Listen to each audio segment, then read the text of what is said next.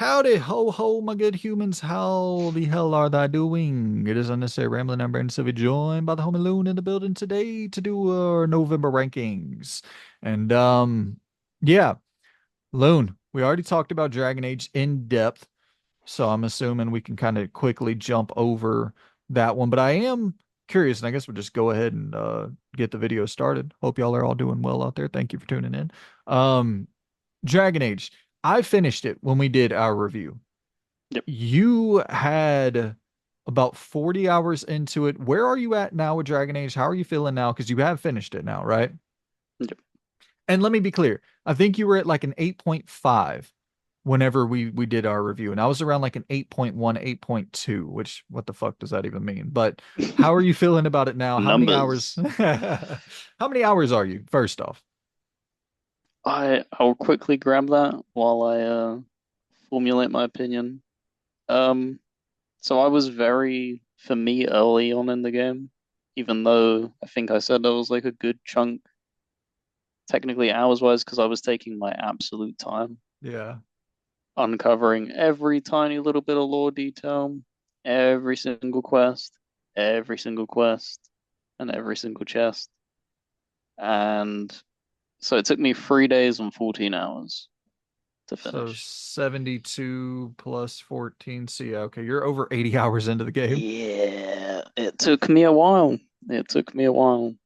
And I gotta say, if I was at 8.5 when I was talking,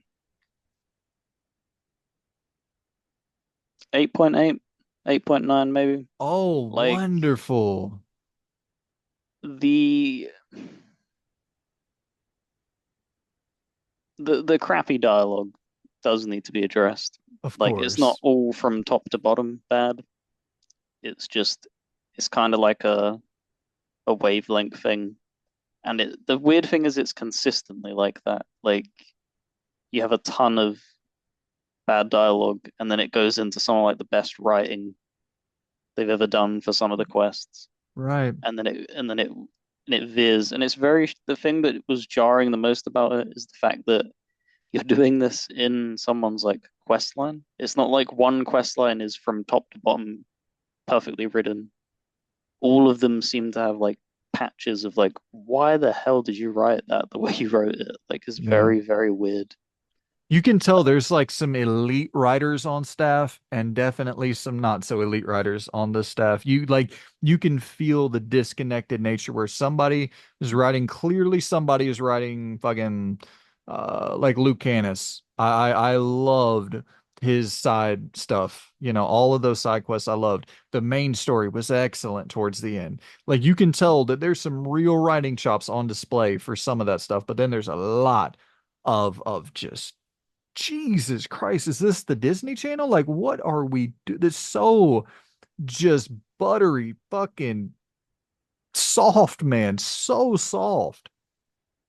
Yeah, considering they wrap it up in a way of because they're like, oh, we need you to do these companion quests because we can't focus on the task at hand. So we have something clearly dragging us down so much to the point where it's making our minds drift and making us second guess each other.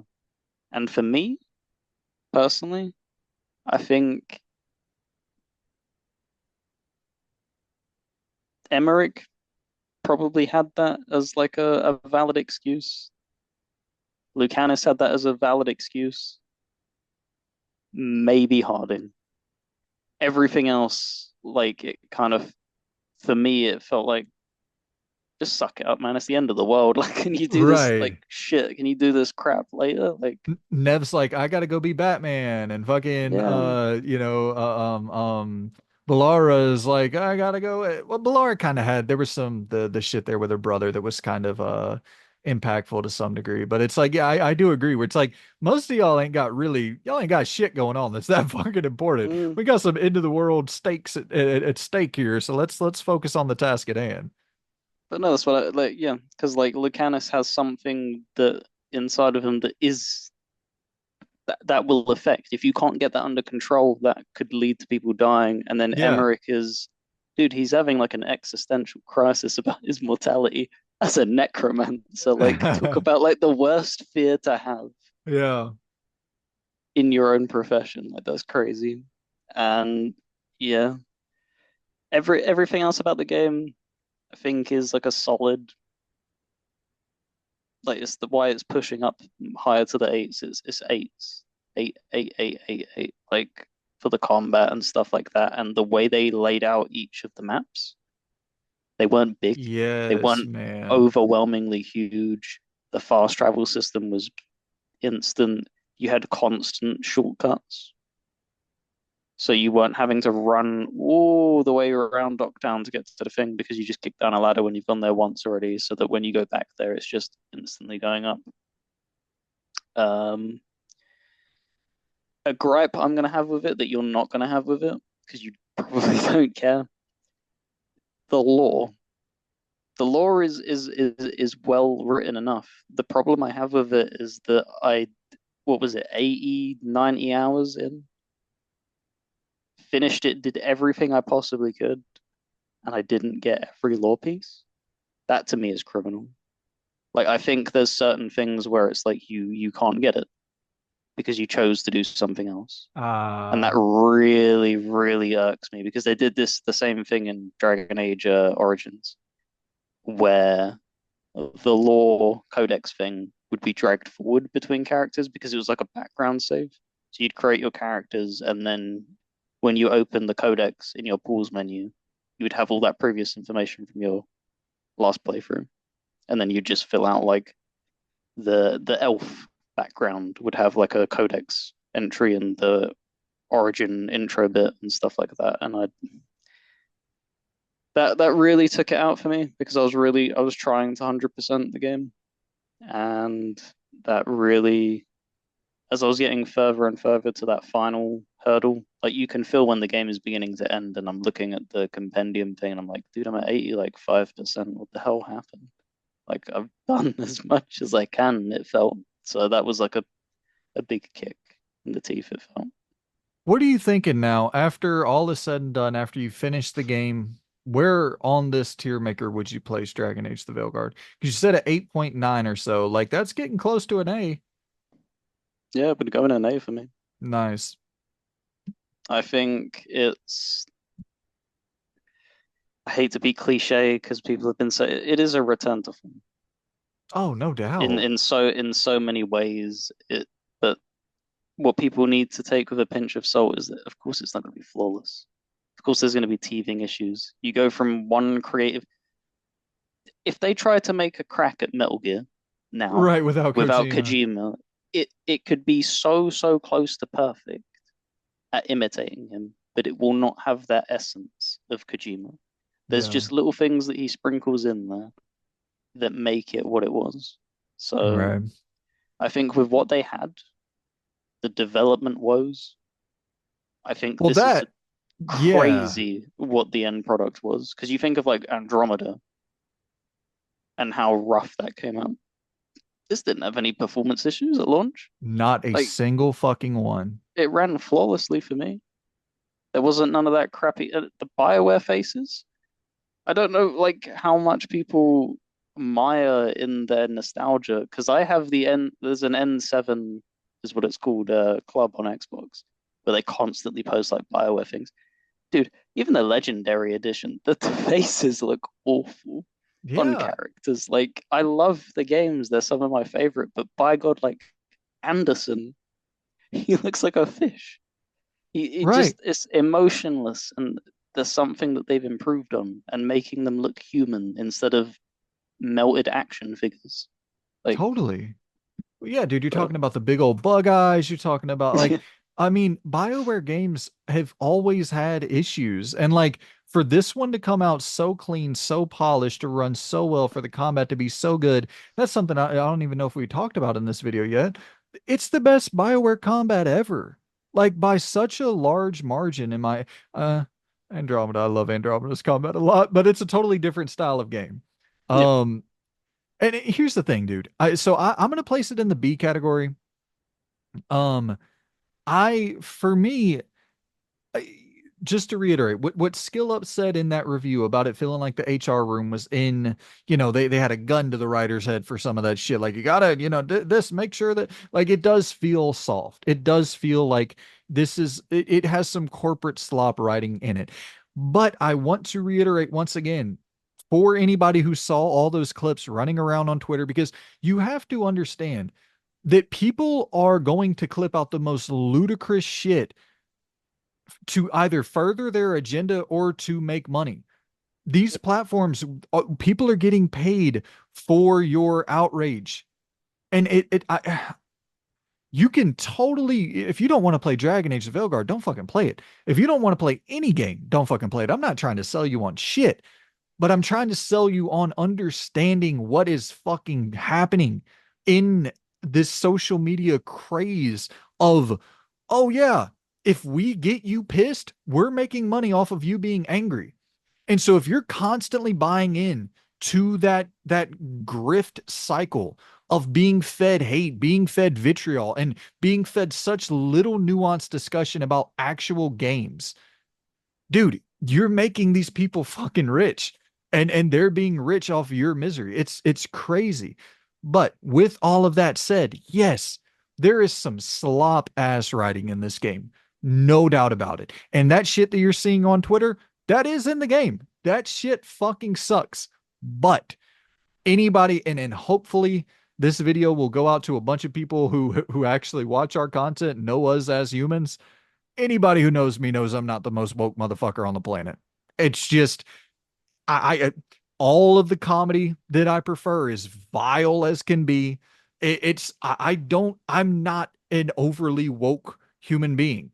That woke shit in Dragon Age the Veilguard is almost 100% skippable. Like you do not have to get a whole fucking uh uh what is it? I don't even remember the clip. It was like you have to do push-ups for misgendering somebody or some shit. What wasn't that something that was being shared around? Yeah, Like it's I never saw over. that in my game. Oh, did you notice for doing? I think you have to romance Tash, Oh, okay. I I didn't do that. believe. Nev's way better than Tosh. I'm going for Nev. You know what I did? I did though. Did you? I wanted to see how much it impacted the story. Oh, It was okay. more Well, so out that's of interesting. curiosity because I was like, you're saying it's this bad. I want to play it to that. For me, it's like I said, I wanted to see like how far they push it, and it ends up just being cheesy more than anything. Yeah. Like some of them extra cutscenes, it's kind of like okay, it's a bit Right. weird, but it falls in line with the other stuff of like the bad writing. Like it's to me, it's not offensive, like offensively bad. It's just like yeah, that could have probably been better. Because I said that in the early thing when we were talking about it of it's a topic that I respect you going down and exploring, but it felt rushed. It felt like you were pushing that so fast to the point where you end up it's detrimental to what you're trying to say because it's like, oh yeah, yeah, yeah, and like, yeah. So, Well, dude, and that's the thing is like I have friends who are ultra fucking wokies. I have friends who are, hardcore conservatives. And that I don't know what happened to that where it's like yeah, there's a bunch of people with a bunch of different opinions. Like, what is wrong with just hearing them all out and kind of forming your own? Like, isn't that what being a human is supposed to be? Is taking in a bunch of information and coming to your own conclusion? But anyways, totally off topic. I want to ask you before we hop off this, the Tosh mhm. thing, the thing I talked about in that review, and maybe we'll put up some spoilers, timestamps here for people who want to avoid any spoiler discussion. The thing where she ends up saying the Dragon King after her mother is fucking captured and about to be murdered. Was that as jarring to you as it was to me? And it's not even to me, it doesn't if she said the Dragon King thing, and she does say it earlier in the game, like it should be Yeah, she Dragon says it Queen, 3 times in total. which is crazy, but okay. But here's the thing. You said it the first two times, so we get it.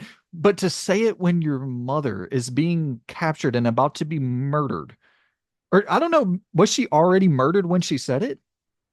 For me, she wasn't. It was the lead up. Like you've just entered the cave. and it was an exploration thing where they're talking the party banter. So yeah, it's that thing. It's bad writing, but I think it was meant to come from a good place because all of the dragons, the high dragons and stuff that rule, they are all female in the lore of the game. So that Oh, I think it's meant some people were taking it as the woke thing, whereas like the people that have dived into the nitty gritty of the lore, they were like, to me, it was just like, all right, that's just really bad delivery. Like, you probably okay. shouldn't be saying that. But like, for instance, all of the archdragons, they're all females. See, None of that's them are why I gotta males. have you on. Yeah, I see. You So know that Dragon Age lore. glad I could clear that up. But yeah, it's bad. It's bad dialogue in my opinion, regardless of like whether or not it has like accurate lore implications. It was crap. Right, just because the stakes are so high, and it's like this Yeah. probably isn't the moment to do a bunch of addressing of incorrect, lore name or what. I get what you're saying. Yeah. So, but that makes a huge difference to my assessment of that situation because I didn't know that because I'm not a Dragon Age guy. I'm a big Mass Effect guy, and I'm not a big lore guy of almost really anything. Like I just jump into the games, like the stories, I know the characters, but like I'm not a massive lore. I don't do massive deep dives into lore. Can you Yeah, right. tell? Can you tell? Big Exactly. ass thick books that yeah. I I definitely go deeper than most. So Yeah. So I mean, that makes a massive difference in my view of that whole encounter because I didn't know that. I thought that was literally her, doing her teen fucking angsty melodramatic see, bullshit. that's the problem though, isn't it? It's that you've set it to that tone. So for those who don't dig deep, that's the logical conclusion that you're going to draw with that. Yeah. Like it just seems like complete oversight, and it's unfortunate because it just gave them so much more fuel Yeah. Totally. to shit on it. Totally. Hey guys, I don't I think I mean Dragon Age is selling pretty well. It was number 6 best-selling game for October and it only had 3 days on the market. So it's selling pretty damn well. But hey guys, let's be careful with the shit that you're allowing creators to clip out and whenever you're sending out review codes like let's say hey don't clip out these sections here because it might make our game look horrible and it's only a very small percentage of our game and it doesn't really reflect the actual game at all like let's be a little bit more intelligent with with that shit that you're allowing to go out.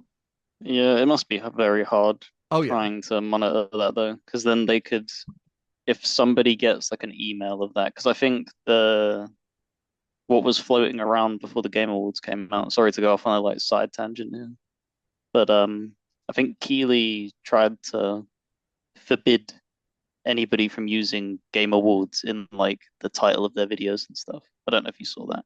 Uh-uh. He'd sent out like an email. I don't know if it was him or his team that had done it, but he's like putting his foot down, basically like, we've trademarked it.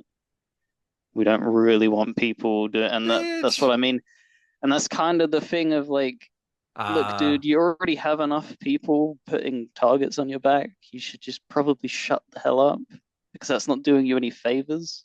I see what you're Like, saying. So you're saying I like you're saying like if you were if it was BioWare saying, okay, well you can't use this footage, then it would be like reviewers being like, well, they wouldn't let us use this footage, and then it mm, becomes even more of it a would I blow up get in you. their face because it I would be get you. you're technically controlling the review. You're moderating what they're allowed to post. Cyberpunk. Yep. Okay. Totally get you. Yep. Take back everything I just said. Very, very good point there. And Keely, I wish, yeah, I will throw your bitch ass in a locker so quick if you try to, if you try to fucking copyright the Unnecessary Game Awards, the only real Game Awards show in town these days. Tune into the Unnecessary Game Awards, probably, I don't know, mid, mid, mid December. Is that how you market big shows? Say, I don't know, it's sometime, just stay tuned, it'll happen. Once you're So, all riled up and angry at the things that didn't win it in the Game Awards, come to us to get your second dosing of anger. hey, and as you see here, I, Dragon Age might pop up a time or two at our Game Awards. So anything to if you want more anger, if you just live off the hate, tune into the Unnecessary Game Awards and throw your hate our way. Actually, please don't. Too much hate out there. Too much hate. I can't take it. Um, Yeah, we're Dragon Kings. Come on, man. yeah, we're not Dragon Queens. Um, okay, so anything else you want to say on Dragon Age before we hop off of it? I think I think the last things we'll be talking about that will be the award things. I think that'll probably be the book shut on that Yeah. for All a right. while. Well, Loon, how about we talk about Alan Wake 2, another one we've both played and finished. You finished it, right? Yeah, it feels like so long ago. I swear to God it does. I'll go ahead and I'll just do this quickly. I put that in the A tier. I think that's the most well-directed game I've played since like Metal Gear Solid 2.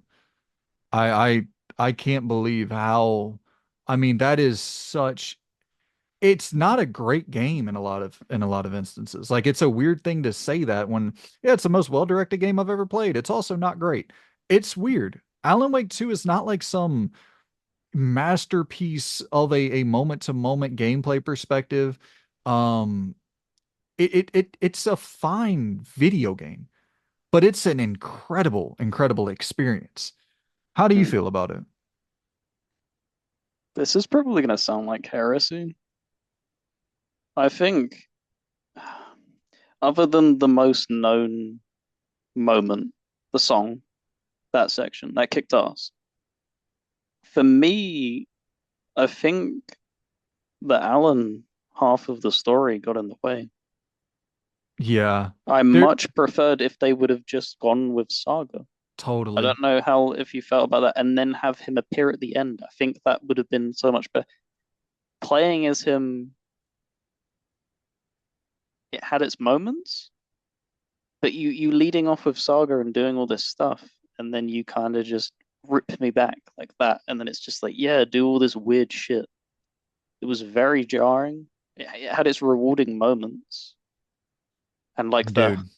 because I was even messaging you like in conspiracy nut, like the Always Sunny in Philadelphia meme thing where Yeah. he's like brainstorming. I was like, dude, this links to that. Oh my God, but it's very messy. That light manipulation shit with Alan Wake sucks, dude. That is such an annoying mechanic. And you can say, okay, well, the mind place kind of also sucks at times with Saga, but it's so much simpler just to kind of, okay, I'm going to throw this together real quick and be on my way. Whereas with Alan Wake, like there were two times I can think of off the top of my head where I was like stuck not knowing which light to manipulate. And it's like, dude, who gives a fuck? Like, tell your story. The only reason people are into Alan Wake is for the story. There's nothing about this gameplay that's stand out. The actual best part of the gameplay is just walking around, Mm. like just taking in the atmosphere. The shooting is like it's okay. There's nothing great about any mechanic in this game whatsoever. The best shit is the FMV. It's the best use of FMV ever in a game ever. It's maybe the best score of any survival horror game ever. Yeah, Has some of the best audio design of any survival horror game ever. But like gameplay is just it's fine. it's S for me. Okay. Hey. Um, and that I will happily put my hands up. I'm probably the biggest like Remedy shill. If you're gonna accuse me of being a shill for anybody, like I will die on a hill for anything Remedy because what they do for me is everything I want. You give me atmosphere. You give me well acted voice lines. You give me the FMV crap, and then you give me musical scores.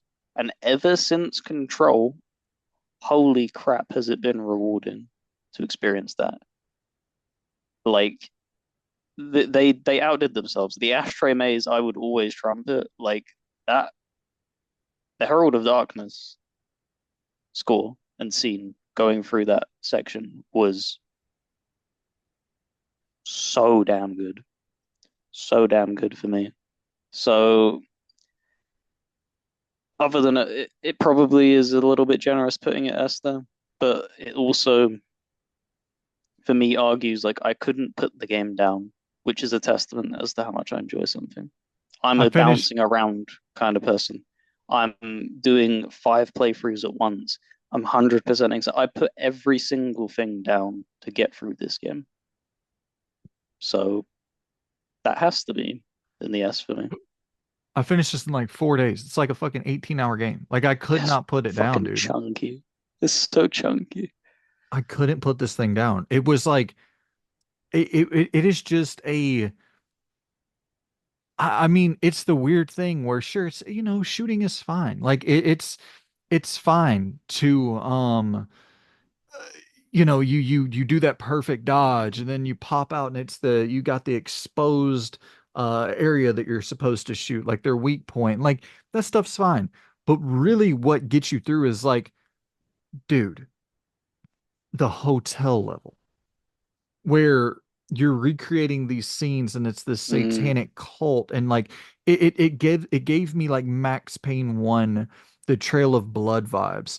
You're talking about uh, the section where you are you're in that it's not a hotel, it's like kind of a nursing home. You know what yeah, I'm talking about towards the end of the game? Like yeah. those I just want Valhalla. right. I just want more and more. And it's like every time you finish up a section of the game, it opens up into something new where it's like top tier atmosphere, top tier lighting, top tier visuals, and top tier storytelling. So it's like I'm willing to deal with some average to below average gameplay just because everything else you're presenting is so fucking impressive. So impressive, man. I will say enemy design, they have to figure that shit out in the third game. Like I think this Control was good though, right? Would you agree with that? Control had good enemy design, good variety. better than Alan Wake, better than any of the Mm, both Alan Wake games for sure. But Alan Wake 1 into the shadow enemy shit, just shooting at fucking clouds, like that does not ever feel satisfying. no, no, I'd agree. The one last thing I wanted to point out though as well is you was talking about the board, right? Where it all strings together. Yep, the mine place. For me, that kind of feel that's the role of Alan Wake too, if that makes sense. It's using this as like an anchor to connect every single other Remedy verse game. And it's so symbolic of like you having that as a mechanic in the game, and then you're like, here's this character, here's this character, here's this, here's that. And it felt so good. Yeah. I the it's definitely not as annoying to me as lining up the lights No, with Alan Wake. That really fuck. One thing I like that's a weird kind of tangent, starting up the generator. Like there was a level of, I know that's super simple, but there was a level of tension with it because it's actively happening. You're yeah. actively having to do something and you're also being chased and shit. So it's like you're having to pay attention to two things at once. And I was like, yeah, instead of just cranking the generator and you're watching the character animate and you have no involvement, because we've seen that 100 times in horror games where Mm. three times, the third one, the generator cranks up and you're good to go. But this is you got to do it and you're also being chased. So there's like that strategic element that I really appreciated there. It's not used often, but I liked it. The jump scares, how could we not like mention that? Like, what the hell was that all about? Like, Alan Wake 1 didn't have any, I don't think it had like maybe one or two. They went like, they didn't even like turn it up a notch. They broke the knob off. Like, what was that about? It's Like, this it's way scarier than any of the other yeah. modern horror games. It is way scarier than any Resident Evil game. It's scarier. It's right there with that Silent Hill 2 remake. Mm, This is a scary game, like a legitimately scary game. yeah, I had to shut that out because it is something that some people touch on, but some people just sleep on it, and it's just like, man, I wasn't expecting it because, like you, I was in radio silence on the game. Right. I knew that there was a score, a musical score, because it showed up at the Game Awards, and that was it. Totally. Yeah. It's I'm gonna go A. You're sticking with S on Alan Yep. Wake 2? All right. Um, how about you want to talk a little Call of Duty Black Ops 6? Yeah, I can give it. I gave up on it. Okay. How That's many why it's hours you not put on my in? list. I did the infiltration thing, like the where you see Bill Clinton, I think, Okay. on the stage, Yep. like very, very early. Yep. It's just not for me. I'm just not really all that into tryout stuff. Well, I'm gonna go A. First time ever playing a Call of Duty campaign in my life. First time ever playing a Call of Duty game in my life. Oh, I, damn. I yep, didn't know never. that. I thought it was like you just had sleeped on like the modern ones. I Nope, can see why never. it kind of hits hard then. Yeah, this is an all-time great first-person shooter campaign in my opinion. Like I was really, really shocked by how good this thing was. I think that if you're looking for something that's because like I don't like war stuff at all. I find that shit just to be so it's been done to death, in my opinion. Like every single fucking war has been covered endlessly. So for this to be more of like a CIA infiltration, kind of espionage thing with stealth mechanics where it's kind of a little bit Hitman-ish at times. Mm. Like I was going through completely stealthily taking out bodies, throwing bodies out back, trying to hide bodies to where they didn't, nobody suspected anything. I'm going in and there's the heist mission not to spoil anything, but there's like a casino heist mission, which is all time for me, like nostalgia bait, where I'm throwing back to Ocean's 11, thinking about shit like that, going in disguised. You're playing poker. You got, uh, never mind. I won't spoil it, but there's some cool shit that happens there with that, and you're actively engaging in it. Like there's actual mechanics to it. And it's just this game was doing there was a section where I'm running along rooftops, jumping off rooftops, trying to get into cover, taking people out. The section with the motorcycles, which I wish you could have drove the motorcycles in that getaway section, but it is what it is. You do have like a kind of mini open world that opens up probably 4 or so hours into the game where you can take on different side missions and you can go and drive around. And this just has so much going on. And I never would have expected. I just thought, run, cover, shoot, run, cover, shoot. You're going prone, and you're kind of using it strategically when you're reloading and being able to like flip over on your back or, lay on your belly and taking people out with different vantage points. And there's moments where you'll be prone and you're out of ammo and you're on your last leg with damn near no health and you see a gun laying on the ground like an arm's length away and you're fucking crawling towards it and just praying that that motherfucker with a rocket launcher doesn't ding your ass up before you can get to that gun and take somebody out. There's just a lot of good tension here for a first person shooter and it's just some of the best shooting and movement that I've ever Mm. felt in a first person shooter.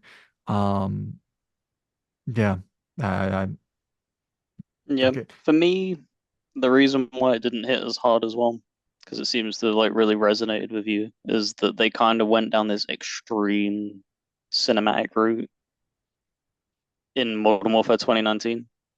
So it's been like I've had this like exposure Oh, for 5, 6 entries now worth of stuff that maybe makes going sense. on. So although it wouldn't have resonated as much with you because you're not like all that invested in like the war stories and stuff, but they've been killing it in like visual department and the gunplay and just making the missions feel interesting instead of just that, like you were saying.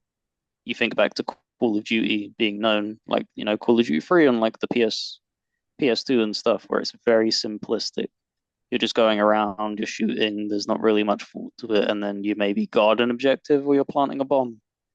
Whereas this gives you like options and stuff. Like you wouldn't probably expect that from a Call of Duty game like 10 years ago, giving you multiple different ways of completing a mission. Because that first party mission kind of thing, you can do you just focus on one objective. It gives you multiple different things. All you need to do is just do one.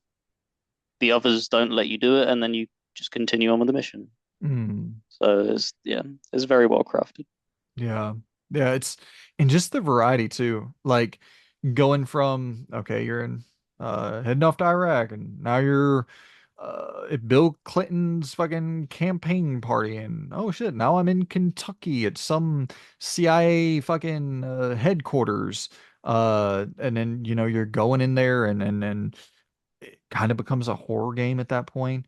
You're using grappling hooks to drag enemies towards you or to elevate to platforms above you, and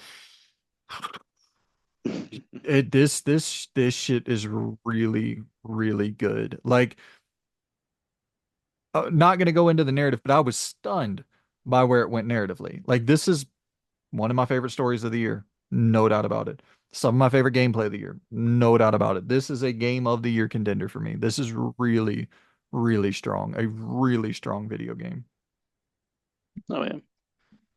So, A tier for Black Ops 6 for me. I will be, and I would have never played this without old Game Pass. Never in my life. I thought it was big dumb bro shooter, and it is not. There's a lot more complexity to it. That's why you know, gotta keep that mind open a little bit, and I learned that all the time. But I want to hear you dive into a little bit of, you know what, let's talk about Stalker 2 first, kind of just going off the games we've both played. I left this on here for your list more than mine because I think you played more than I did. So How did you much did not? you play? How much did you play? 3 hours maybe? You played more than me. Oh shit. Like the main thing, did you enjoy it? So what happened? I played Stalker 2. I was like, oh wow, this is some of the worst lighting I've ever seen in games. And then I was like Googling what is wrong with the lighting, and they were like, well, use your fucking flashlight. I was like, okay, yeah, that probably makes sense. So I started using my flashlight. I didn't know how to do that. And then I It start using, doesn't tell you. That's the infuriating thing. How are you putting us in a pitch black environment? I know it's that kind of like doy yeah. forehead moment, but like tell the player, man, please. Like, don't be so stupid. Well, and also like my thing was I started using the flashlight, and I was like, the lighting is still really bad. Like Mm, it's not just that's not the only. And I also had this weird bug. I think I recorded some gameplay of it, I hope, where I don't know if this is a controller problem or just a bug problem on the game, where I would hold my gun and it would just aim up. Like I yeah, wasn't pressing anything. It would just it's go, it's it doesn't have any dead zone options in the game presently.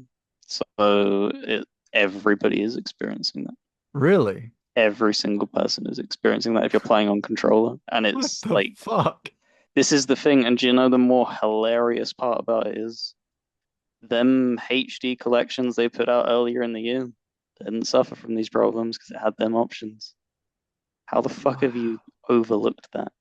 I get that you're trying to get it out the gate, but like, come on, man. Yeah. Really? Listen, Really? yeah, it if it wasn't for a lot of those issues, I think I would have been in, man. Like I was liking a lot of what I was playing with Stalker 2. I really loved the whole idea of, like unloading the ammo whenever you're looting a body, unloading their ammo, just taking their ammo, not having to take their entire gun, not having to, actually having options with looting was, that's not something that you see all the time in first person shooters. Um, I thought that the decision making was very impressive. It seemed to actually matter, like immediate consequences, which once again, really fucking rare. Um, there are some things that just felt like it was from 2002, not being able to grab ledges and stuff. I was like, Mm, what in the yeah. world? You can't grab a ledge that's like right here? Yeah. The problems I had, like you said, you mentioned the lighting. There's a lot of the time when you're fighting in the dark, which you're fighting in most of the time, because even in the daytime, it's kind of gloomy. Yeah. There's no muzzle flash most of the time, so you can't see where you're being shot from. This is a game where you get beamed from like 200 meters away. Oh, it's hard. So to not have any feedback other than, oh, I'm being hurt, well, from what direction? Other than your audio cues, but it's a fucking huge environment. Like that's really hard to nail down because you also have gone down the route of it's on the newer Unreal engine, and you've taken the foliage and you've pumped that baby up to 11. Impressive as that looks from like when you're standing still, I despise that. I don't know how you feel about that. Like sometimes less is better. More is not always better. For me, that becomes frustrating. I know you're trying to like capture a realistic, gritty survival thing, but there's also got to be a balance of enjoyment. And it feels like I get that you're trying to make the zone hostile, but you already have the anomalies in there that do that. I would have preferred scaling back the foliage a little bit more. It would have improved the performance, which it's also suffering from. Oh yeah. Frame rate drops. The overall fidelity is kind of washed out. That's what I was about to say. You talking about like the we understand why you're going for this hyper realistic look and trying to, but like, sure, foliage and detail and but like it's not a great looking game on console. So like Nope. I don't know if that sacrifice is necessarily worth it. Maybe on PC it just looks like a stunner, but like on console it's like looks good, but it's like okay, so I'll tell you what happened. We were talking behind the scenes and you were like, Metro is fucking Metro rules. It's a lot of these developers who took some lessons learned from Stalker that they weren't able to really implement in Stalker and they went and created their own studio with the lessons learned. So I hopped into Metro 2033 and I dug the shit. I'm like halfway through it. Hmm. I guess I should have put it on here, um but still even that was like I'm not really looking for that either right now. And so I jumped into Fallout 4 and I'll talk about that next month if I end up playing a lot more. But I was playing Fallout 4 and I was like the PS5 version. I was like, this new updated next gen version looks as good as Stalker 2 in a lot of ways. Like it's not. I don't think Stalker 2 looks all that great on console. It definitely has better lighting and like a mood there to be like dark and gloomy. But like we said, the trade-off to gain that impacts so many other aspects that I don't think it's worth pursuing that. And that's something that what they've done with Fallout is that a lot of it is barren. There isn't as much bundled foliage and stuff like that, and like ridiculous amounts of it. And I don't know, it makes for more of an enjoyable experience. I know Fallout's meant to be more targeted towards a better casual experience than Stalker, but I don't know. There's, it feels like there's so many problems wrong with Stalker right now that they need to try and figure out what the hell to do with. Because Metro Exodus didn't, for me, suffer with these problems, and that was an open because Metro 2033 is linear, very close and tight, whereas Exodus it gives you an entire open world basically to explore, and I don't think it suffered from the issues that Stalker 2 suffers from. Yeah, and once again, maybe on PC, a lot of this shit, like, cause we both played on Xbox, so maybe on PC we're talking about a totally different situation. And I was able to like look at the fucking, you're talking about the lighting and or the lightning and a lot of that like the weather effects and shit, the kind of dynamic weather system that they put in place for Stalker 2. Like some of that shit is crazy, dude, and it is very impressive. But like, I don't know, just jumping in because I had to crank up the lighting just to be able to see anything in Stalker 2. Like I got it on like 75 just to be able to see what the fuck's going on. And I did end up dropping it back down, just trying to gain some appreciation for the visual fidelity, which I just don't have. I think the character models look awful. I think the world looks good, but never great. Um, The voice acting is dreadful. it's awful. It's some of the what, and it's the kind of thing of like it must have made you like cringe Oh listening yeah. to some of it. To me as well, that's how it feels when I see somebody play Yakuza in English. Mm, That makes my skin crawl because to me, I know how good and powerful the Japanese delivery is. And it feels yeah. like something's lost because I in my time, I think I did about an hour and a half, 2 hours. When I got to that first camp and I was like, these voice actors are awful, dog, like bad. I was like, I'll switch to the native language, and it does. It just clicks. It puts you so much more into it. Yeah, I know you're gonna have to be reading subtitles, but it sounds so much better. Yeah. Listen, if it was a 15-hour game, 10-hour game, I'd probably be down to read the subtitles. 40 hour, and that's kind of my main thought with Stalker 2 in general. When I looked up how long to beat, I would have been down to play it for 12 hours. I'm not putting 40 hours into this thing. Like I don't I there's no patch or anything that they could do to make me really want to put 40 hours into. I shouldn't say that, but I don't know. I don't think I could into a Metro game, into a Stalker game, into really any first person shooter. I don't know if I want to put 40 hours into it unless it's like a legit RPG. And this is more survival than it is RPG. Um, Where would you end up putting it? I mean, didn't finish, didn't enjoy would be my would you want to put it didn't finish but enjoy? It's kind of somewhere in the middle. Like I enjoyed aspects Yeah, of it. I would have probably put it in a 50-50. Yeah, we'll throw Skews one in more there. toward it skews more towards didn't enjoy though for me Well, because it impacted it so bad to the point where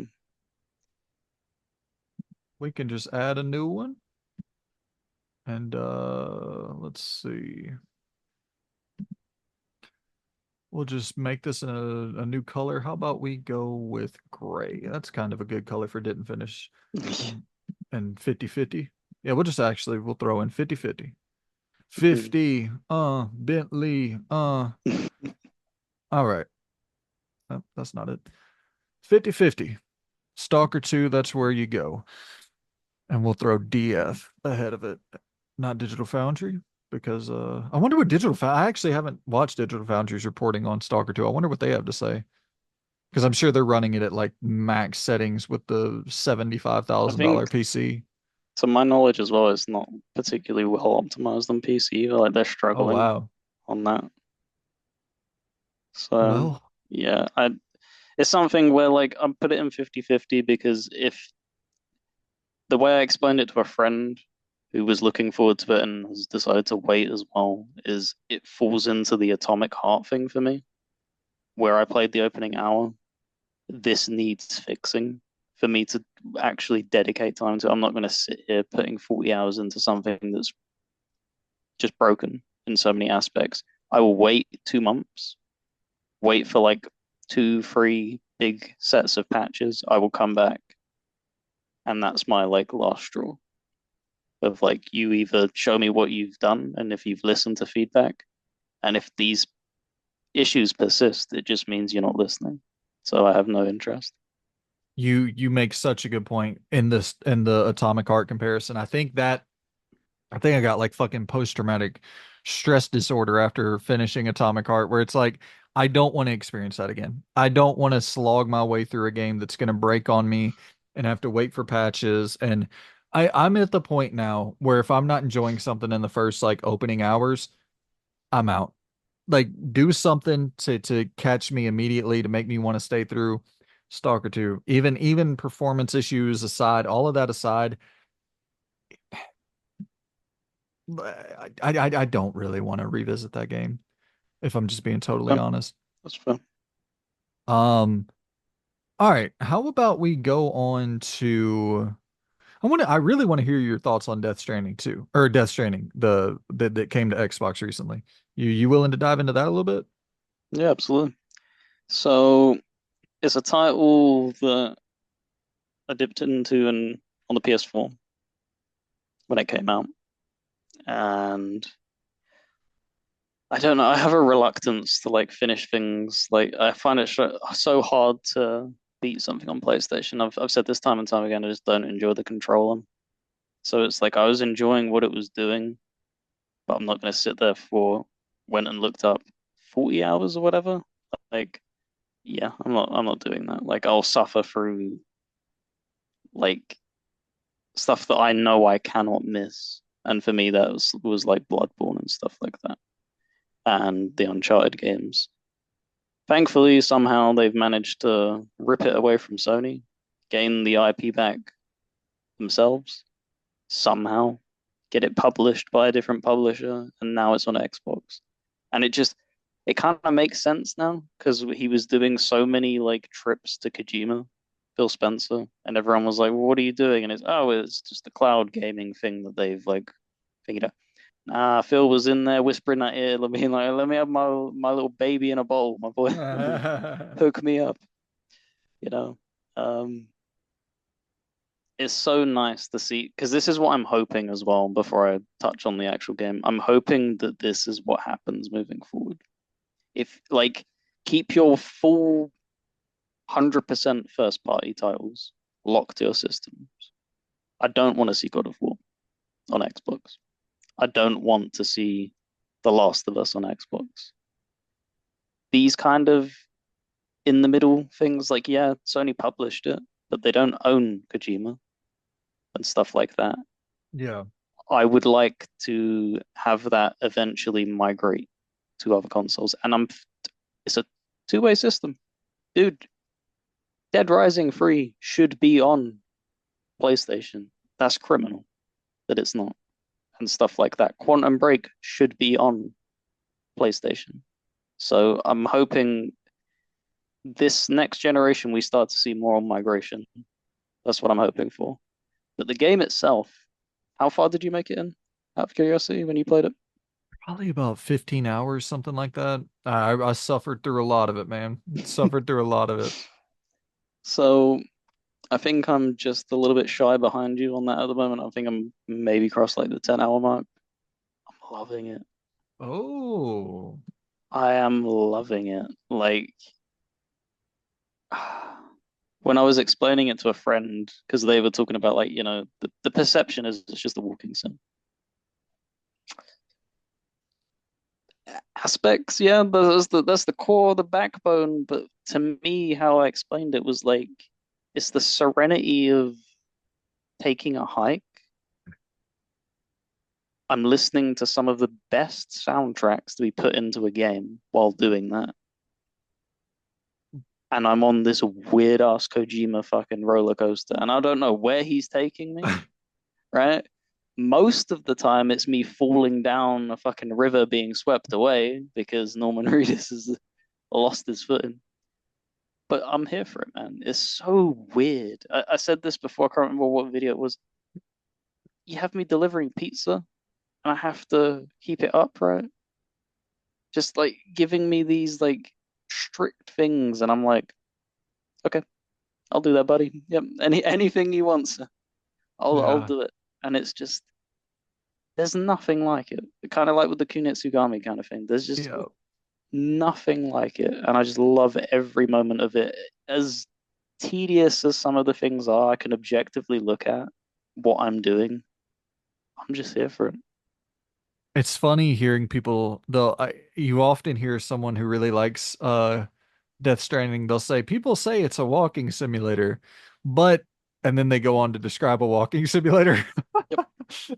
They're like, "But it's not just a walking simulator," and then they proceed to describe a walking simulator.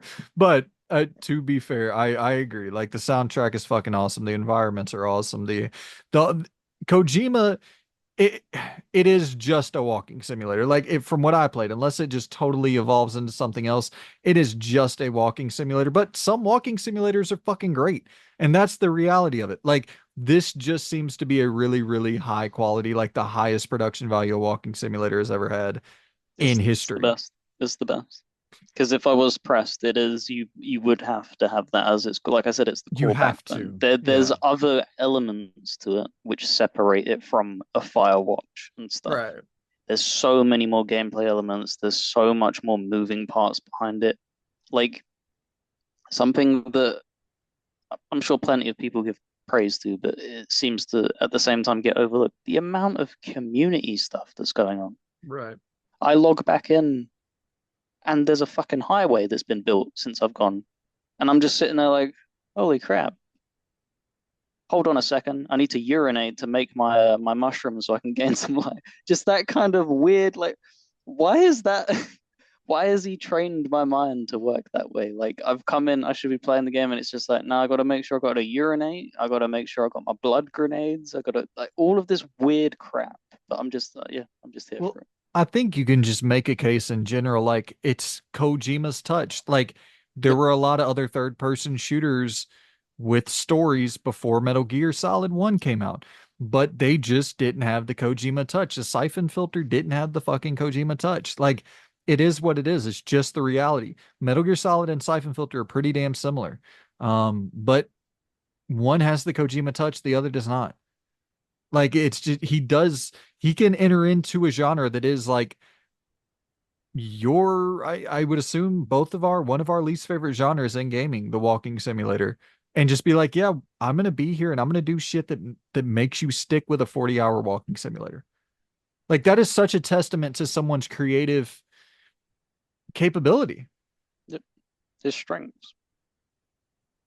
So yeah, Totally. I I'm absolutely finishing that this year. Slowly doing for. I will concede I can't sit there and play like 5 hours of it. Like it's definitely a testing game of one's patience, and that's why I need to play the other things. But it's a good like filler game to have in between stuff. Yeah. Yeah, I mean, I wish that if I could have just like skipped some of that damn walking to get the narrative. I was so intrigued by the narrative. Hmm. Fucking all right. Let's talk about Batman Arkham Shadow because I'm gonna be right there with you. Didn't finish but enjoyed for Arkham Shadow. I so we got a long story to tell here. Trying to think of how to quickly get through it. I went and bought a Meta Quest 3 VR headset just to play this game, and also I wanted to play that Behemoth game that's coming out in December, and I also wanted to play the other exclusive. I don't think Behemoth's exclusive, but the other exclusive Meta Quest. I don't know if it's exclusive to Meta Quest 3. It might be on 2 as well. Anyway, the Asgard's Wrath, the VR game, Asgard's Wrath 2. And so I was like, yeah, I'm gonna go pick this thing up. It was on a little bit of a discount, grabbed it at Best Buy. I played through about, I don't know, maybe 2 hours or so of Batman Arkham Shadow, 2 or 3 hours of Batman Arkham Shadow in VR. I played one sitting and I got finished playing and I was like sweating. And I was like, this kind of fucking sucks. Yep. I had already worked out earlier in the day. I'd already showered. Now I'm going to hop back in the shower after playing a video game. And I had that realization immediately where I was like, and I'm going to talk about sorry, I'm going to talk about the game in a second, but this is probably more of an important kind of like, I need to set the stage to let people know it's not the game that I don't have complaints about the game at all. The game is fucking great. I have complaints about the format. Like, it's not gonna work for me.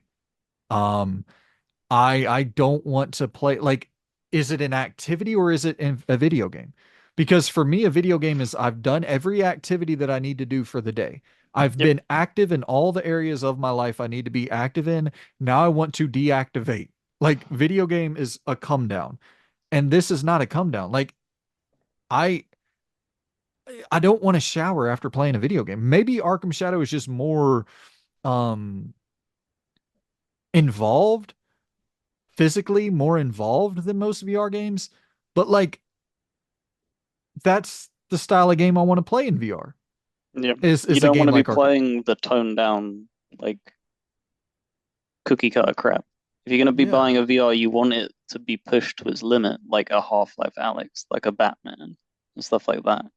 And unfortunately, the drawback of that is you got to put in physical work a lot of the time with that. And that's my biggest thing. Is why it's a gimmick for me. It will never, ever, ever come out of that. Like, I never want to see this be discussed as a way of replacing standard controller. No, Never, never.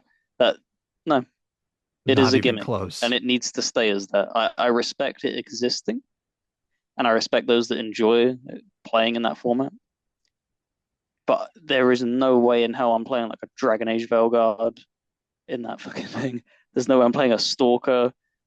You want me to play Death Stranding in VR? Right. You want to give me a backpack and I'm just going to be doing that? Like, no, no. It's just, it doesn't work.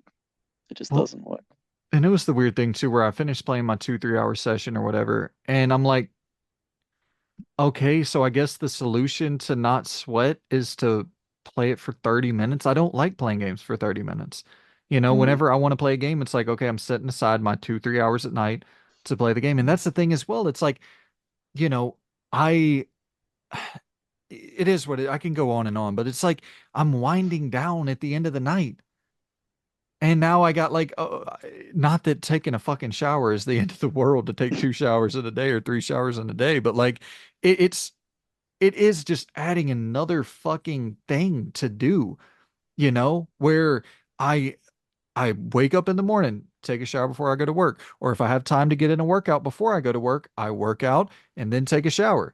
And then that's the other thing where it's like I don't want to I this isn't a good enough workout to be a workout. So like mm. it'd be awesome if that was the case where it's like but it's you're sweating just enough to be annoyed and you're like, well, I got to go fucking shower because I feel gross. But it's not like you're sweating enough to have accomplished anything.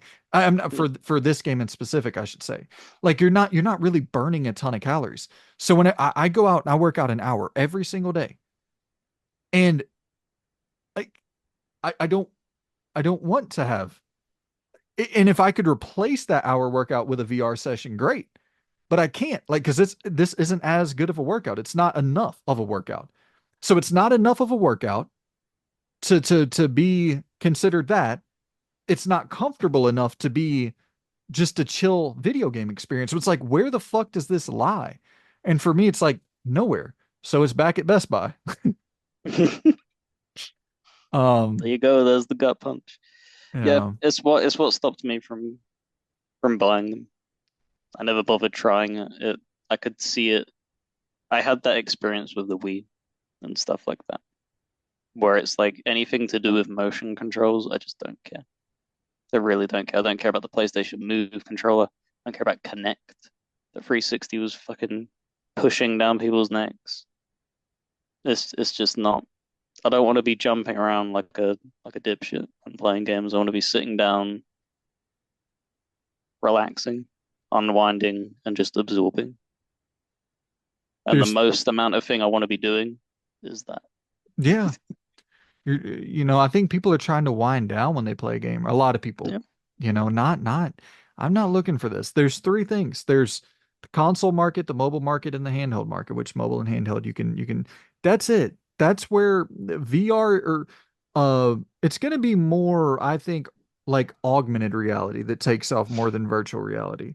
But regardless, Batman Arkham Shadow as a video game, really cool. It's a really novel thing. It's dope that it's like a legitimate full experience with an actual story, real combat, which like it's not the most interesting in-depth combat akin to an Arkham game, but it's comparable enough. You have stealth mechanics, you can leap from vantage point to vantage point, you can do the whole drop down mechanic where you tie the enemy up to the gargoyle. You can sneak up behind enemies, choke them out. You have your battering that you can use. You have all of your fucking tool, all the tool belt, all of your accessories are available to you. Um, yeah, it's shout out to Meta for making it an actually compelling VR headset as well. You have this, you have Asgard's Wrath 2, you have Assassin's Creed Nexus, you have a lineup of exclusive games, which is the only reason I bought the thing was to play the exclusive games. People think exclusive games don't sell. They do. They always have, they always will. And this is a prime example. I could have went and bought a PS VR 2. I'm in the PlayStation ecosystem. Where the fuck are the exclusive games for it? So I bought this thing. And Unfortunately, it didn't work for them though, because you refunded it. yeah, but But I'm sure there's plenty of people that stuck by it. yeah, but that's the thing is like how many people are jumping in for Batman Arkham Shadow alone Mm, who are like, yeah, you know what? And let me be clear. It's maybe even a little bit dismissive to say that it's not a good enough workout.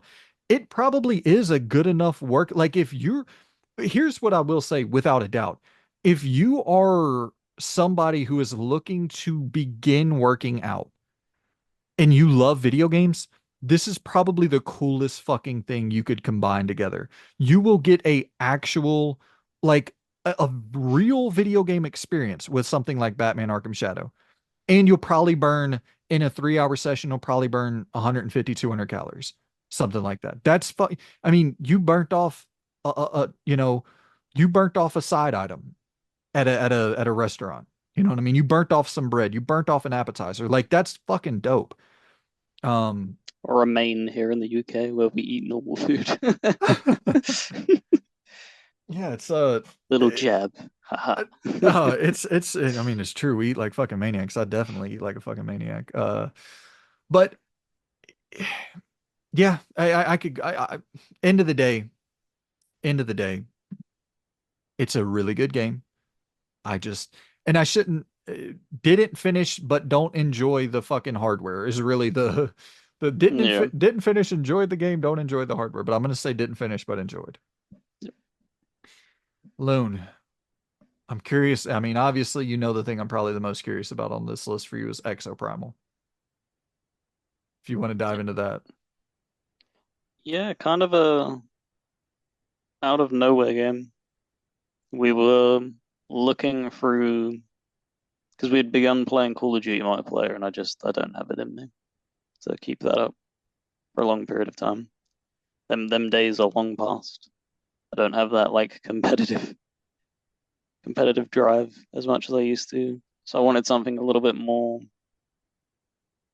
I still want the competitive stuff because it still has like a PvP element, but it mixes it in with PvE.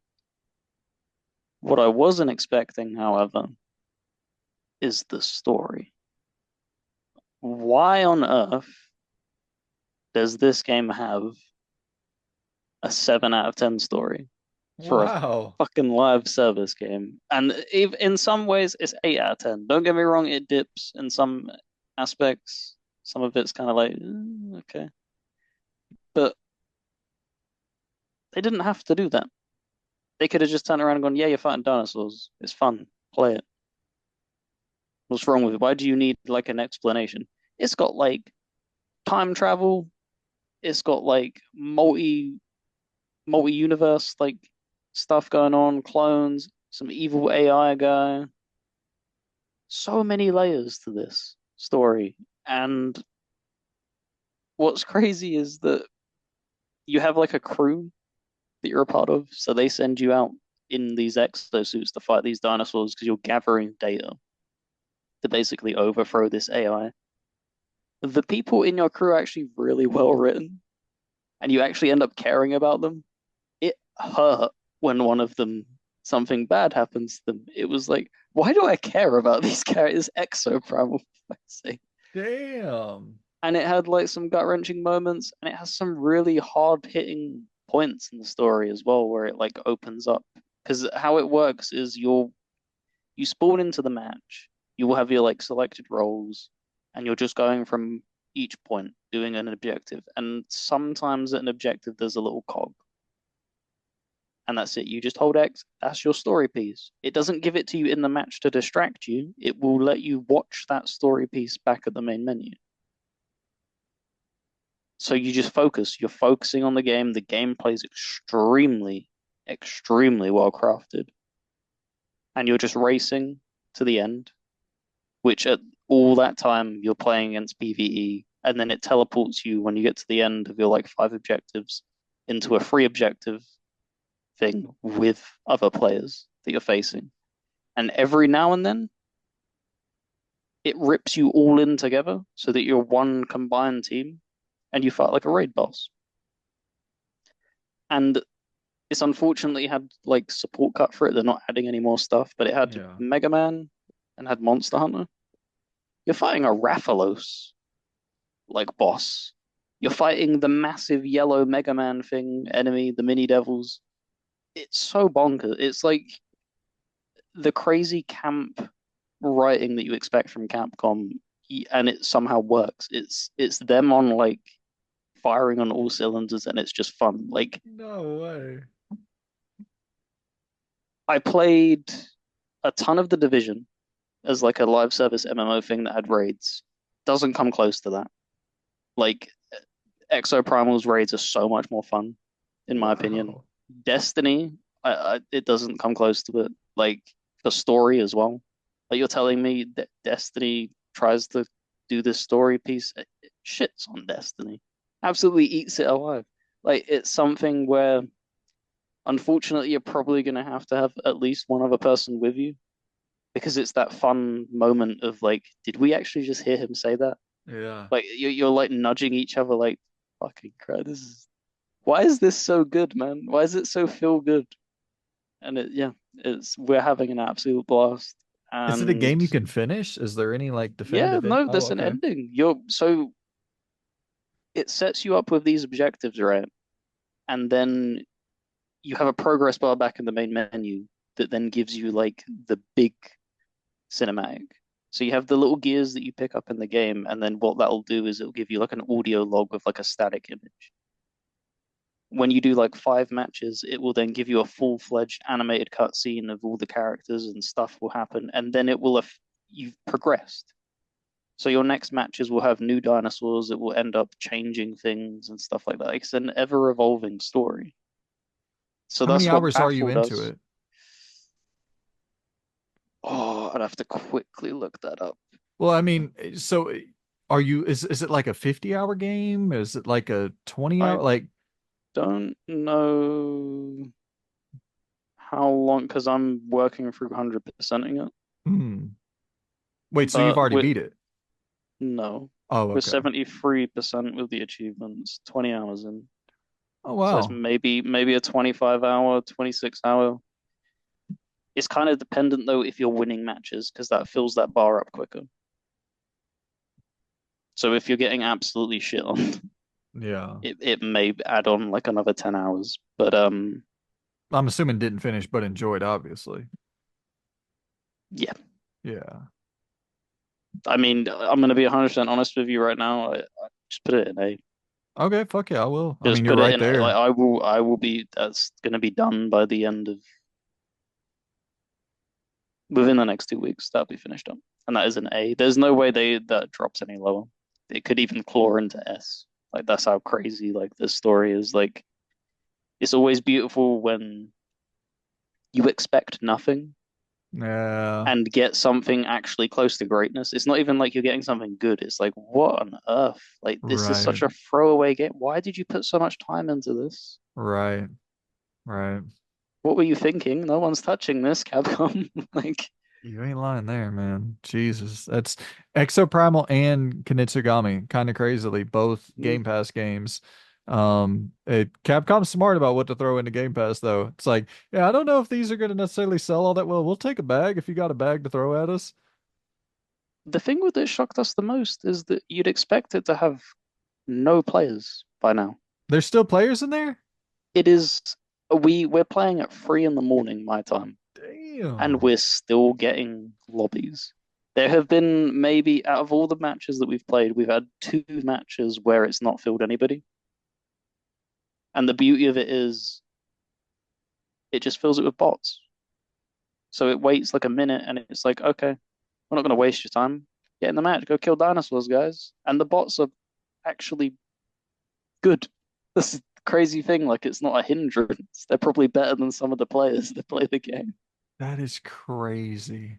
It's such a good game. I can't speak highly of it enough. I'm so sad that I slept on it. Well, dude, I guess I'll go to depressing land here after all the praise from an unexpected hit. I played Life is Strange Double Exposure and finished it. Uh, I'd throw it in the D tier. Um, I don't necessarily think it's a bad game. I just uh, I, I just don't think much about it at all. Like Mm, I the characters are much older in this game, but the story is somehow like less hard hitting. It would have been dope, in my opinion, to play as Max, and she's like, this investigative journalist in her early 30s or, late 20s, and you're using her powers to solve a case that somehow might, tie back to the events of Life is Strange 1 and Arcadia Bay and all that shit. But I think that the facial animations are strong. I think that they're leaning into realism a little bit more, but they still have their own distinct art style and flavor to the game. It's it just nothing stuck to me. Like nothing in this entire story was as memorable as like the big moments of Life is Strange 1 or 2.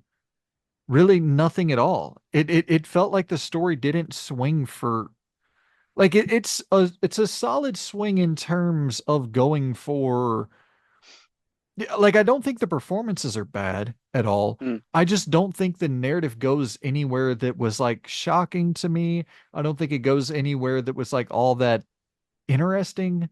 Whereas Life is Strange 1 was so fucking dark.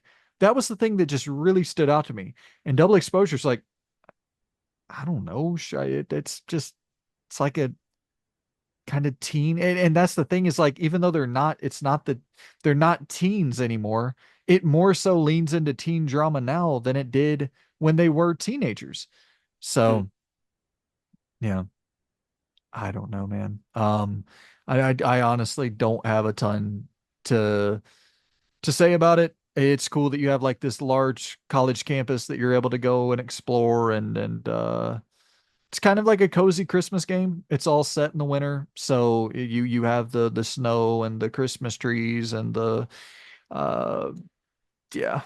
I it's a D tier game. There's a lot of boring ass walking around that while the campus is cool and all that, just it's a lot of walking around and doing nothing. And I like Life is Strange 1 and 2. I'm not a Life is Strange hater at all, but Double Exposure just didn't do anything for me at all. No. Do you think it was negatively impactful revisiting Max? Or I is it I Chloe? Is it Chloe or Max, the main character? so this kind of gets into some spoiler territory. I think it could possibly be both. I'll just say that. But for me, it was only Max.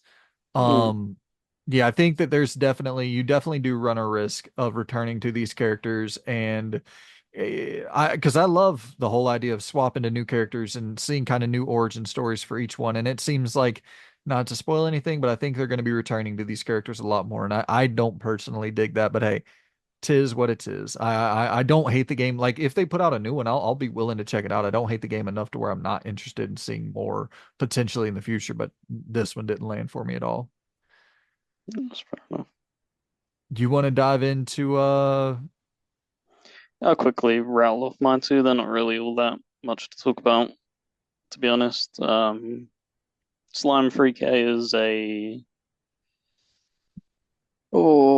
it's kind of similar to like Rotator kind of thing. It's a lot harder though. Like it's really difficult in some sections. Like you need to understand what combos you're building, otherwise it's genuinely impossible to beat a level, which is kind of rough. It also has really bad. I've never seen this before, and it always baffled me, like how they don't lose frames by having like 100,000 projectiles on the screen at once. Vampire Survivors doesn't drop right, frames. right. Like Potato doesn't drop frames. This chugs. Oh, Like I got more frames in Two Worlds on the 360 than this fucking game at yeah. parts. So as much as like it scratches a good itch, that can hug right up close to like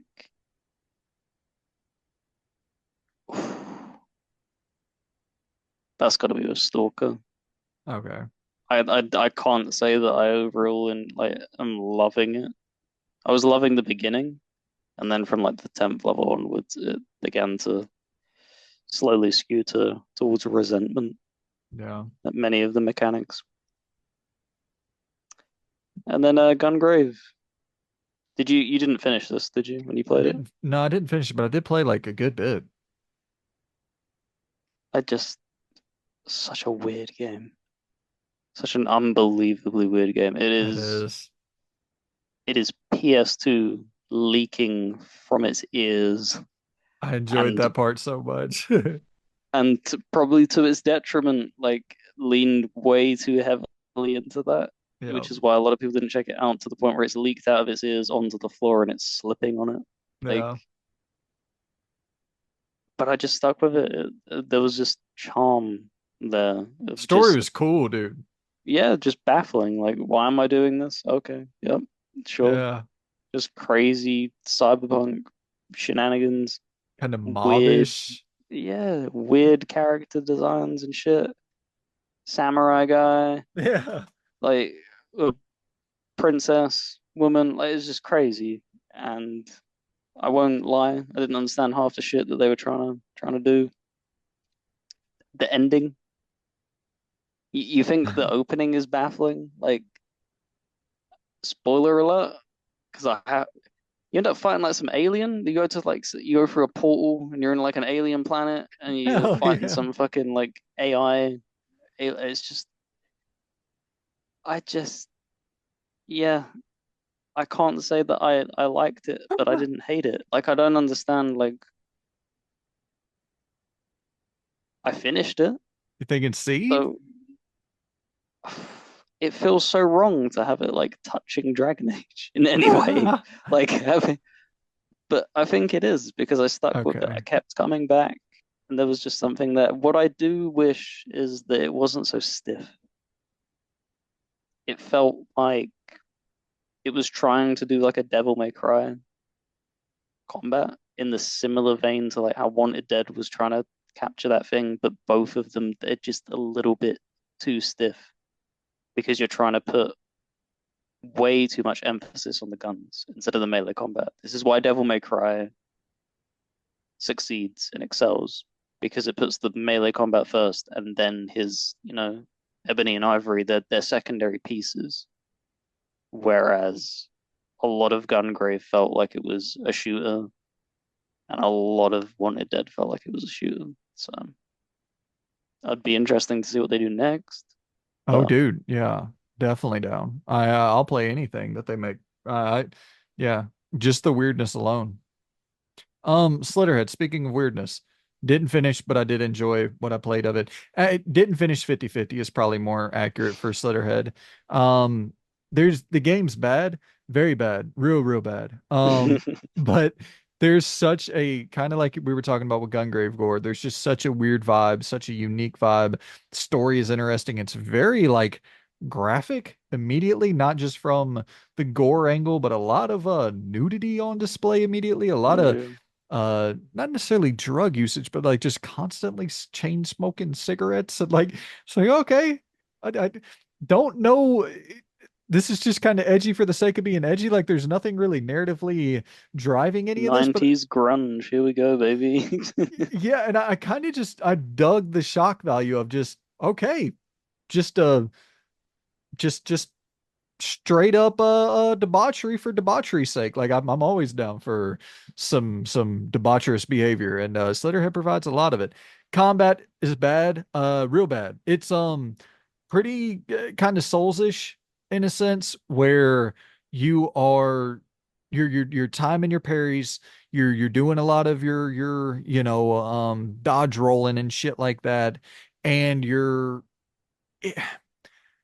I shouldn't say Souls-ish because I feel like that's being way overused nowadays. Everything's something Souls-like, but the Souls influence is so strong in almost everything that you can see glimpses of Souls in almost everything. You know what I mean? It's not like overly difficult or anything in Slitterhead. That's really not the issue at all. And then the Souls combat's not the issue. The somewhat Souls adjacent inspired combat's not the issue. It's just the fact that the hit detection is horrible. You will be hitting the shit out of these enemies over and over, and nothing is happening. Like there is no their health is not their health is not deteriorating at all. You're not decreasing their health at all, and you're right on top of them, hitting them.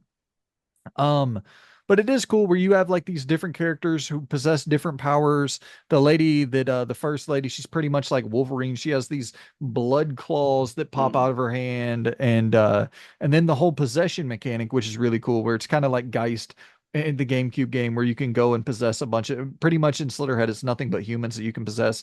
But you use that as sort of a platforming tool where, okay, up above me, there's an enemy or there's a NPC that I need to possess, and then as soon as you possess them, they become a character that you can actually control and walk around with, and so it helps with navigation and traversal, and it's got a lot of weird, unique things going on. I played like maybe 4 hours of it, and I was like, yeah, this is cool. No interest in playing anymore though.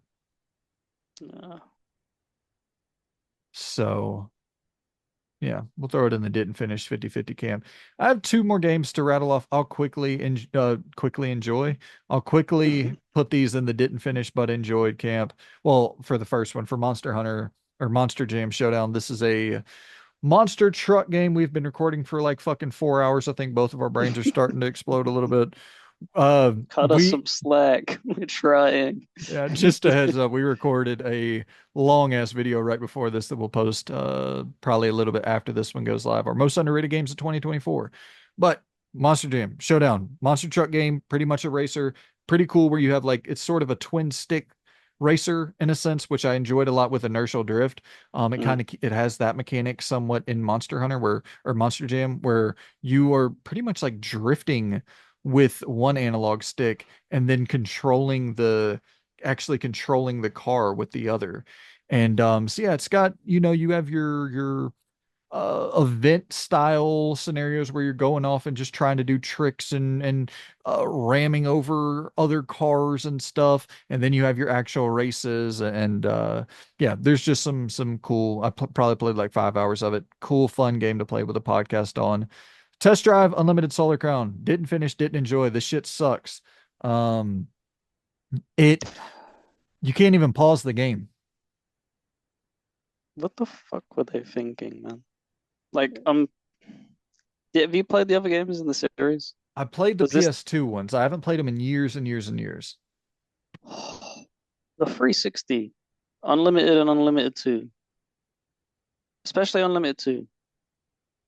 Like, people praise Horizon, Forza Horizon, like 2, 3, 4. Like, that was the original. Like, it was the open world driving game. It gave you a house that you could buy. It gave you customization. It let you go out and buy clothes. You could go to a casino and gamble. Like there was so much depth to the game, and it balanced multiplayer and single player so well. Why the hell is this an online only game? Needs an internet connection. It seems to have gutted all of the identity of the series of that. Because is there any of that really deep? You do have a crib, but like it didn't feel like there was a lot of in-depth customization I could go and do to the crib. You Yeah. do have cars that you can go and buy, and like it's an open world where you go and access these cars through a retailer. But no, I don't remember seeing a casino or anything like that for sure. That's what I mean. It's these types of things where you're reviving a dormant series to then go very on par. Like it was fine for 2011, guys. We've moved part. If you're bringing Right. this back, fucking overhaul it, man, and don't make it a live service. Jesus, how can I like hammer that home enough? It doesn't need to be always online. Have Dude. multiplayer lobbies. It's fine. It's so infuriating.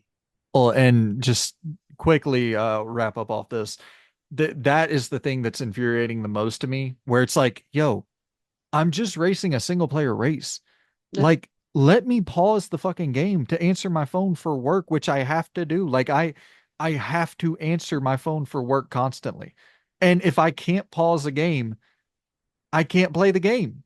You know what I mean? Like it's literally it's impossible. Other than if I want to say, okay, well, my phone doesn't ring a lot from 1 a.m. to 5 a.m. So that's when I'll play the game. But hey, you know what I actually probably need to do from 1 a.m. to 5 a.m.? Sleep. You fucking Get your asshole. workout in the VR Meta Quest, of Yeah, course. right. You break that sweat. But that was the thing that was the most infuriating me, where it's like I just want to fucking race. What are we doing here? And also, what is with this AI Siri sounding ass dialogue? Dude, I'm not an anti-AI guy. Like I understand why publishers, developers look at AI as like there's going to be a lot of the future of game development is going to rely on a lot of the advancement of AI. Of course, no shit. The past 50 years of game development was enhanced greatly by AI. Like AI is always going to be a core part of game development. But dude, until we get to a point where AI actually sounds like someone speaking, we got to get rid of the AI fucking dialogue. or at least proofread it for Christ's sake. That's what they don't seem to do, and it's crazy because one mild tangent. It's one of the core aspects as to why Assassin's Creed Shadows got delayed. It's because they used AI to do a bunch of the stuff in the game. I don't think it was dialogue related. It was basically pulling assets, and they screwed up what they were meant to do. Right. They pride themselves on being historically accurate. Fucking QA and proof. This is why proofreading exists, guys. Even when a human writes something, they will Yeah. make a mistake. And they've screwed up big time. And that's why they have egg on their face. They've pushed it back. They've delayed it. They're scrambling. They're trying to fix it. We are not at that point right now. You No. cannot be utilizing AI as the core way of delivering dialogue and writing it. Yeah. It's just not there. You know what AI is cool for? AI is cool for things that like okay, my favorite example of what I think AI is going to be really cool for in the future is like all right, I'm creating my own story in a WWE game. Like I'm going in and creating my own story. And I'm telling them a rough idea of how I want the story to play out. And then they just put it in to where I have some text to look at while I'm going through and while I'm participating in this story mode that I'm trying to create. But I don't want to have to sit there and type out every single line of text myself. So I just tell them, a couple paragraphs and then they build out the whole story. But like that's tools for the player to use to make their experience with the game or like for NBA 2K for example where you can go in and you can do the face scan thing where you can put Mhm. yourself in the game. That's an area where AI that I'm sure that as AI evolves things like that will be incredibly beneficial to have AI help assist with those things. But core features in games like voice acting, you're not going to, dude, you're not going to be able to replace voice actors with AI. Not now, probably not ever. And if you do, we'll always be able to tell, and it will always suck, or at least mostly always suck, I assume. You can tell. I don't know how many YouTube shorts you've come across, but you Joe can Rogan tell. advertising some bullshit Yeah, product. Yeah. you can tell. You can absolutely, and you just look at it and you're like, that's not real. No. And it makes you feel. It makes me feel horrible. I'm not even Joe Rogan, and it's just like that's wrong. It's This is like gross. this is what the big problem that they were saying when they brought it up is that, is this not going to breach people's like perception of people Right. because you're going to use somebody's voice because that's what people are doing. They're selling their voice. So if they get big and famous one day and their voice has been sold previously for pennies, they could turn that into whatever they want. Yeah. You could use that. I saw during the presidential campaigns and stuff, they were doing it to Kamala Harris. Whatever you think of her, having her deliver a speech saying some heinous shit, that's wrong. That's Yeah. that I would that's intervention levels of like that needs to stop.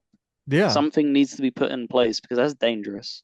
That's For something that sure. can spark wars doing shit like this. Right, because as it gets better, like right now we all laugh at it because it's Yeah. so obviously fake. But what if it gets to a point where it's like, oh no, that does sound a lot like Trump saying we should fucking, escalate some Yeah. conflict and you're like, yeah, let's not cause World War III through AI, which I Mhm. think is probably the most likely. All right, we've been going on fucking 4 hours at this point. We're talking about World War III. But anyways, We're going guys, down the rabbit hole. that's the fucking We're ranking. We tired. appreciate you. Yeah, we got to get the fuck out of here. We appreciate y'all tuning in. Tune in to our award show at the end of December. Loon will be doing his own personal game of the year ranking here on the channel as well. So here's the plan. We got our award show. That's going to be a 3-4 hour behemoth. Loon will be doing his game of the year ranking. I will be doing my game of the year ranking. We got our most underrated games of 2024 on the way. We have, I think that might be it for the rest of the What year. we've played, but that could probably be kicked to the side if it's too busy, to Yeah, be and honest. Honestly, yeah, that we might not do what we've played for December because we're both going to be diving deep into Indiana Jones. We're going to be doing a standalone review for that, probably. Yeah, definitely. As long as you're still good to go on that. I know it's a lot of content I'm throwing your way, man, but if you're still No, it down to should be do good. that, Yeah. okay. As long as everything's good on that, we're planning on doing a full Indiana Jones review. Y'all seem to enjoy the Dragon Age one. So we'll do that again as long as people are tuning into those big in-depth reviews. Like that's my favorite shit in the world to do, just diving into a game super in depth. So subscribe, like, notification bell. Appreciate y'all for tuning in, guys, and a lot of stuff on the way. So make sure to stick around if any of that stuff sounds appealing to you all. Appreciate you. See you soon. Goodbye. See you later.